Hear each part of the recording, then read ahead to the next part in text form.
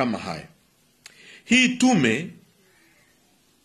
Hii si tume huru, ni njama ya kuficha ukweli, kutafuta ushahidi wa kuendelea kuwaumiza waathirika.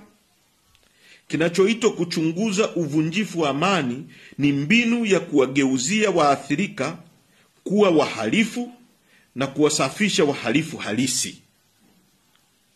Ndio maana inaitwa tume ya kuchunguza uvunjifu wa amani.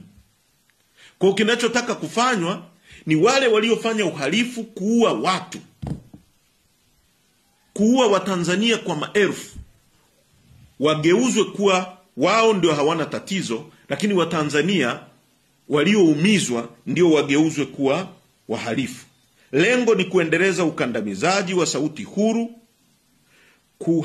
kuhalalisha utawala wa mabavu unaotekelezwa na serikali isiyokuwa na ridhaa ya wananchi. Kwa mujibu wa katiba yetu ibara ya 8, serikali yoyote inayokaa madarakani lazima itokane na kura za wananchi. Lazima iwekwe na wananchi, kwa sababu katiba inasema wananchi ndio msingi wa mamlaka na madaraka yote. Kwa serikali ambayo haijapigiwa kura, wote tunajua kilichotokea katika hicho kinachoitwa kupiga kura.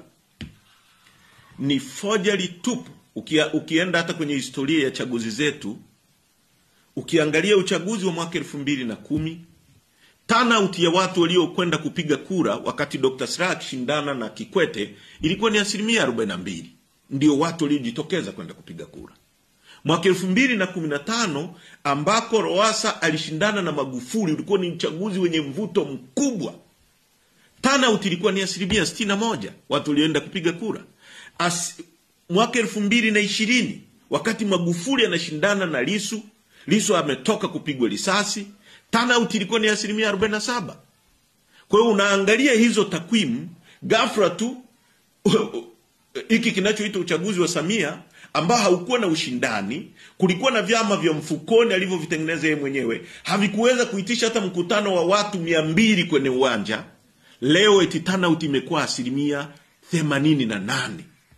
Ni matusi kwa Tanzania, kitu ambacho ni kuonesha kabisa kwamba ni takwimu zile dhidi ya binadamu na ukiukwaji mkubwa wa haki za msingi za raia uliofanywa chini ya utawala wa Samia Suluhu Hassan.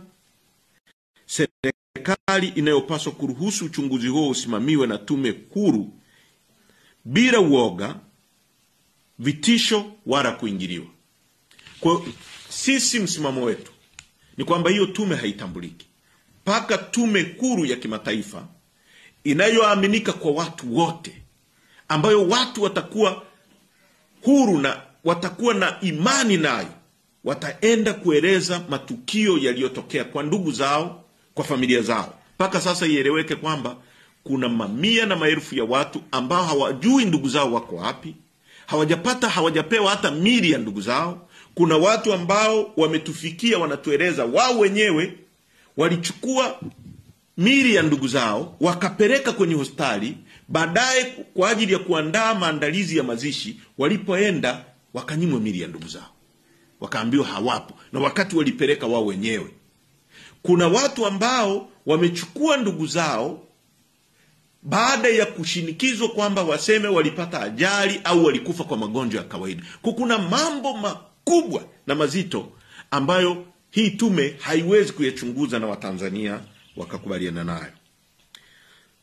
Tunatoa wito kwa taasisi za kimataifa ikiwemo Umoja wa Mataifa, Baraza lake la Usalama, Mahakama ya Kimataifa ya makosa ya mauaji ya halaiki, makosa dhidi ya binadamu na makosa ya kivita ICC, kamisheni za haki za binadamu za kikanda na kimataifa, mataifa rafiki na wadau wote wa demokrasia kuchukua hatua za haraka kushinikiza serikali ya Rais Samia Suluhu Hassan na CCM kuruhusu uchunguzi huru wa kimataifa. Na ujumbe wetu uko wazi na thabiti: hakuna amani bila haki, hakuna uhalali bila ridhaa ya wananchi. mtuhumiwa hawezi